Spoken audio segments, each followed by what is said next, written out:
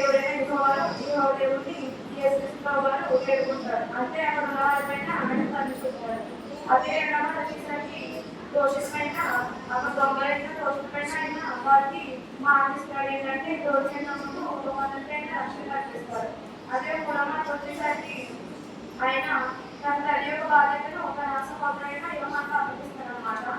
అదే నాలుగో అయితే ఆయన పశ్చాత్తాపంతో తండ్రికి వేడుకుంటాడు. ఐదో మాట జరుగుతుంటారు.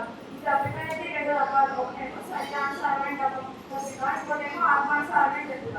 ఆరోగ్యం వచ్చేసి సమాప్తం అంటే ఆయన వచ్చిన పని ముగించుకుని వెళ్తున్నాడని అంటారు. ఏడవ వచ్చేసి ఆయన అక్కడ ఆత్మను తండ్రికి అప్పగించి ఆయన ప్రాణం ఇచ్చారు. 23వ అధ్యాయం 47వ వచనం.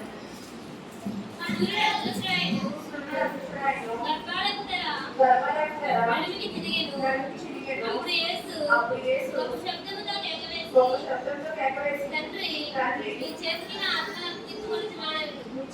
ఆత్మను అప్పగించుకొనిచున్నానన్నాడు. అప్పుడు ఆయన ఇలా చెప్పి ప్రారంభించాడు. గర్భాలెత్తారంటే ఏంటంటే గర్భాలెత్తారంటే ఆయనకి కలవకొండ మీద సిలువ వేశారు.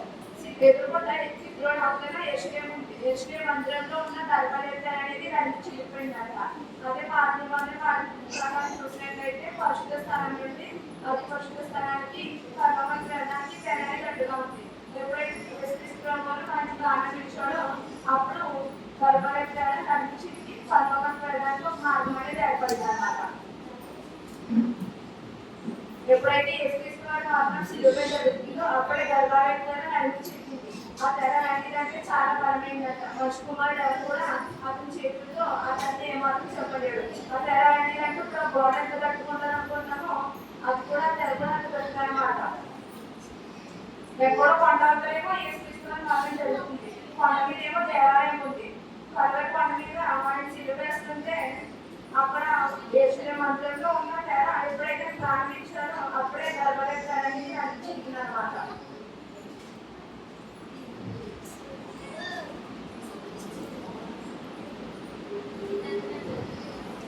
మనందరం ఎవరంటే ఆత్మ అన్నమాట.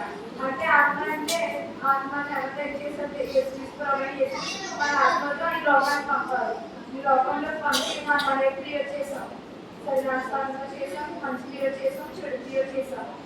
అలా అయితే మనం మగటికి మన తండ్రి మన దేవుడి దగ్గరికి వెళ్ళాలి. ఎలా వెళ్ళాలంటే ఆయన మన ఆత్మని ఎంత నిష్కలంగా ఈ లోకంలో పంపాడో అదేవిధంగా మన ఆత్మ కూడా ఆయన తిరిగి అంత నిష్కలంగా అంత పవిత్రంగాను ప్రొవైడ్ చేసి తీసుకోవాలని మన ఆత్మను అప్పగించుకోవాలి.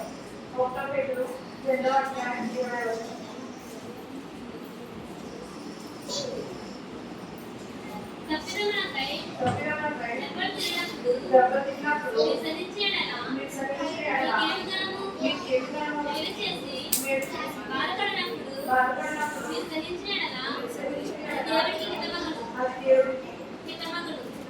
ఇందుకు మీరు నిలబడి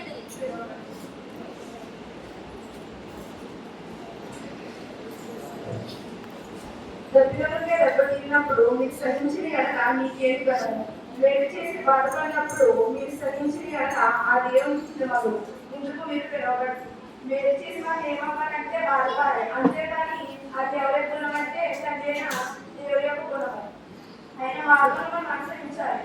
ఎందుకంటే మనమైన పోలివారమే కనుక మనమైన అడుగు చాలని నడుచుకోవాలి. కనుక మనమైన అందరికీ పోలివారమే ఉండాలి. 1 పేతురు 2వ అధ్యాయం 25వ వచనం. మీరు గొర్రెల వలె తప్పిపోతే కానీ ఇప్పుడు మీ ఆత్మను కాపరి అధ్యక్షుడైన ఆయన వైపునకు మళ్ళీ ఉన్నారు.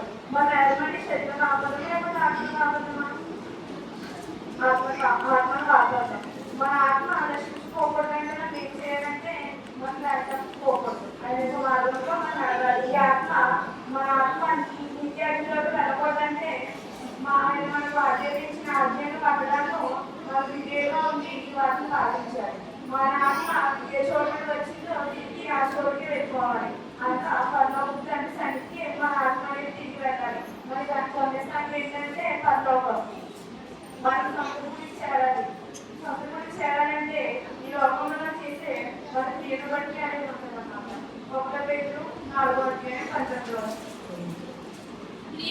కాబట్టి దేవుని చిత్త ప్రకారము కాబట్టి దేవుని చిత్తం బాధపడవారు బాధపడవారు సత్ప్రవర్తన గలవారే సత్ప్రవర్తన గలవారే నమ్మకమైన సృష్టికర్తకు నమ్మకమైన తమ సృష్టికర్తకు ఆత్మలను అప్పగించుకొనవలెను. తన ఆత్మను అప్పగించుకొనవలెను. మనం ఏం చేయాలంటే నమ్మకమైన సృష్టికర్తకు మన ఆత్మను అప్పగించుకోవాలి. యేసుక్రీస్తు ప్రభువు కూడా అదే పని చేశారు.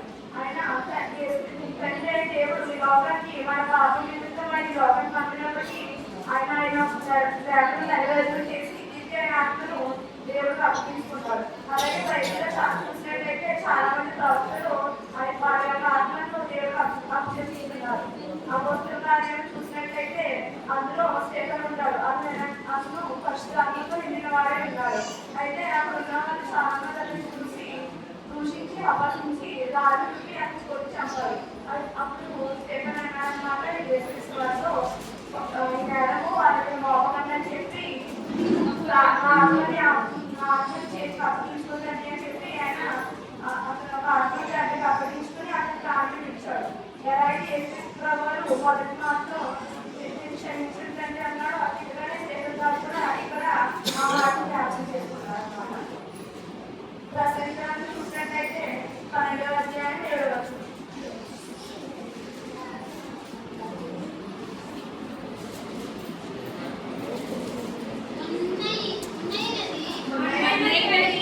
వెనుకట్టువలెనే మరలా ముందుకు చేరును.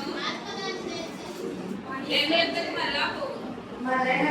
వెలువడినదే మరలా పూర్తి చేతులు ఆత్మ దయచేసిన దేవుని ఎదుగు మరలా పోవును. సమస్తము వ్యర్థమని ప్రసంగి చెప్తున్నాడు. ఇన్నాళ్ళుగా ఇదే ఆత్మ లోకంలో నిలిచింది. ఇన్నాళ్ళుగా మన ఆత్మ ఈ శరీరంలో ఎన్నో క్రియలు చేసింది. ఈ శరీరంలో ఇన్నాళ్ళుగా ఎన్నో క్రియలు చేసింది. అలాగే దేవుడి చిత్రం కూడా చాలా నెరవేర్చింది అనమాట. కనుక మనం కూడా యేసుక్రీస్తు వారిని పోలి ఉండాలి. ప్రభు ఎత్తికైతే మనం ఎత్తికి సృష్టించాడు. వాటి నుంచి తీసే కనుక మనం కూడా వాటిలో కలిసిపోతాం. కనుక దేవుడు మన ఆత్మని లోకానికి ఎంత పరిశుద్ధంగా నిష్కలంగా పంపాలి కనుక మనం కూడా మనం వర్ణించినప్పుడు మన ఆత్మ కూడా పరలోక రాజ్యానికి అంత నిష్కలంగా జరిగించే అది దానికి దేవుడు మనకు తెలిసింది కాక. ఆమె